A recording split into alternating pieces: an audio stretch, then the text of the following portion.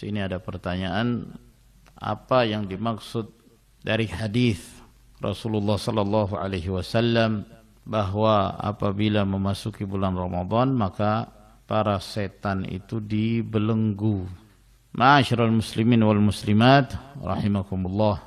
Sebagaimana yang kita ketahui bahwa telah datang riwayat yang sahih yang diriwayatkan oleh Imam Al-Bukhari, Imam Muslim, demikian pula yang lainnya dari hadis Abu Hurairah bahwa Rasulullah sallallahu alaihi wasallam bersabda, "Idza dakhala syahru Ramadan futtihat abwabus sama' wa ghulliqat abwabu jahannam wa sulsilatis syayatin." Apabila memasuki bulan suci Ramadan, maka dibukakanlah pintu-pintu langit. Dalam riwayat yang lain dibukakanlah pintu-pintu surga dan ditutuplah pintu-pintu neraka jahannam dan dibelenggu para syaitan. Sulsilatis syayatin. Dalam riwayat yang lain suffidatis syayatin. Dibelenggunya para syaitan. Apa yang dimaksud dibelenggunya para syaitan itu? Terjadi perselisihan di kalangan para ulama.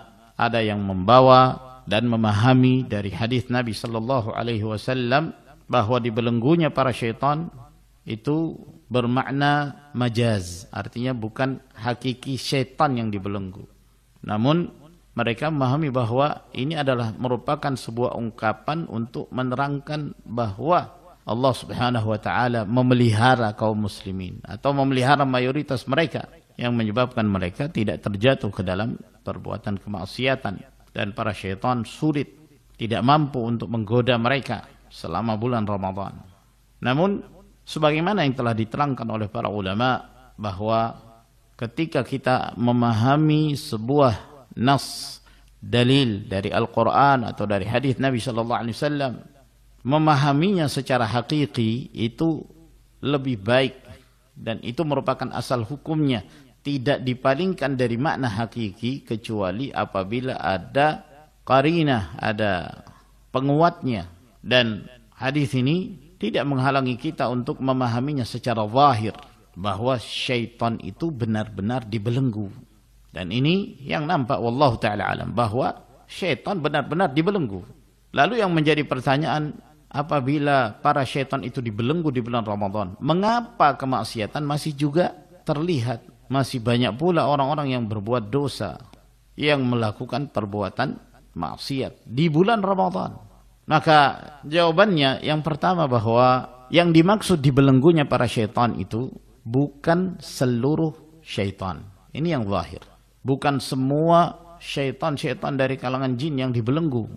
Akan tetapi yang dibelenggu adalah syaitan-syaitan yang mereka dikenal dengan kejahatannya di dalam memalingkan manusia. Jadi tokoh-tokohnya syaitan, tidak semuanya. Hanya dari kalangan maradah. Jadi para pembesar-pembesar syaitan. Adapun yang bawahan, demikian pula syaitan yang menemani setiap manusia yang disebut qarin, itu tidak termasuk dalam syaitan-syaitan yang dibelenggu itu.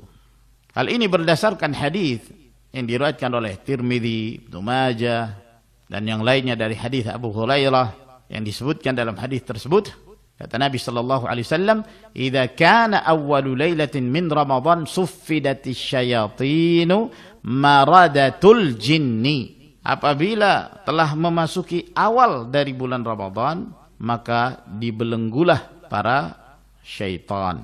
Syaitan yang mana? Diterangkan dalam hadis ini, maradatul jinni.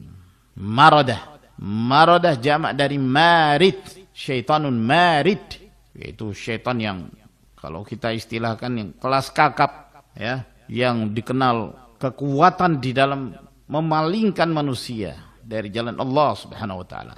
Maka mereka itulah yang dibelenggu. Dalam riwayat yang lain disebutkan dengan lafaz wa yusaffadu fihi kullu syaitanin marid, dan dibelenggu pada bulan Ramadan itu semua syaitan yang marid. Jadi ini sifat yang khusus. Tidak setiap syaitan itu memiliki pangkat marid, tapi ini adalah syaitan yang marid. Jenderal-jenderalnya syaitan, tokoh-tokoh utama syaitan yang dikenal dengan kekuatannya dalam memalingkan manusia. Adapun selain dari itu ya tetap saja menyebar, tetap saja menyebar. Yang menunjukkan hal itu beberapa dalil. Yang pertama bahwa di bulan Ramadan masih juga ada yang kerasukan, yang kesurupan jin, terkena gangguan jin di bulan Ramadan.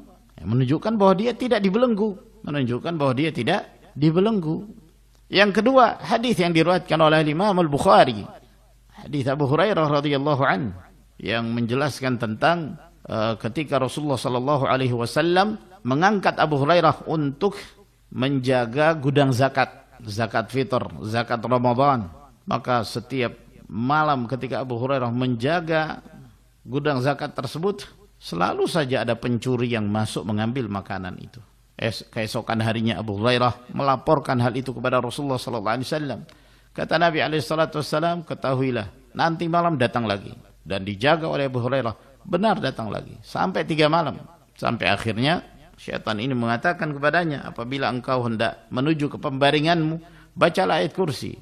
Apabila engkau membacanya, maka Allah subhanahu wa ta'ala senantiasa menjagamu dan syaitan tidak akan bisa mendekatimu hingga pagi hari. Keesokan harinya Abu Hurairah menyampaikan hal itu kepada Rasulullah sallallahu alaihi wasallam. Kata Nabi alaihi salatu wasallam, sadaqaka wa huwa kadzub. Dia telah berkata jujur kepadamu malam itu, padahal dia seorang pendusta besar. Dia adalah syaitan. Itu terjadi di bulan Ramadan, menunjukkan dia tidak termasuk yang dibelenggu. Demikian pula hadis Sofiyah bintu Huyai yang diriwayatkan oleh Bukhari dan Muslim, ketika Sofiyah berkunjung kepada Rasulullah sallallahu alaihi wasallam di masjid yang ketika itu Nabi alaihi salatu wasallam sedang melakukan i'tikaf di masjid. Setelah itu ketika Sofiyah hendak balik, maka ditemani, diantar oleh Nabi sallallahu alaihi wasallam. Ketika Rasulullah berjalan dengan Sofiyah radhiyallahu anha, lewatlah 2 laki dari kalangan Ansar. Ketika melihat Nabi sallallahu alaihi wasallam, maka dia pun, keduanya ini berjalan dengan cepat. Khawatir Nabi sallallahu alaihi wasallam jangan sampai kedua sahabat ini berburuk sangka kepada Rasulullah sallallahu alaihi wasallam yang mengantar Sofiyah. Maka segera dijelaskan oleh Nabi alaihi salatu wassalam, hati-hati kalian berdua, ini adalah Sofiyah bintu Huyai. Lalu kemudian Nabi sallallahu alaihi wasallam mengatakan, inna syaitana yajri min ibni Adam majrad dam. Sesungguhnya syaitan itu berjalan di dalam tubuh manusia di peredaran darahnya, di tempat beralirnya darah. Maka hadis ini menunjukkan bahwa syaitan itu masih ada yang lepas di bulan Ramadan. Dia masih bisa menggoda manusia. Ini yang pertama. Kemudian yang kedua, bahwa yang menyebabkan terjadinya perbuatan kemaksiatan itu juga bukan murni dari syaitan, dari kalangan jin, namun dari sebab-sebab yang lain. Tidak sedikit pula dari manusia yang sudah menjadi syaitan, an-nafsul ammara bisu, jiwa yang senantiasa memerintahkan untuk melakukan keburukan. Ini yang menyebabkan seorang juga terjatuh ke dalam perbuatan kemaksiatan. Saya kira sampai di sini insyaallah. Semoga memberi manfaat. Wa akhiru da'wana alhamdulillahi rabbil alamin. Wassalamu alaikum warahmatullahi wabarakatuh.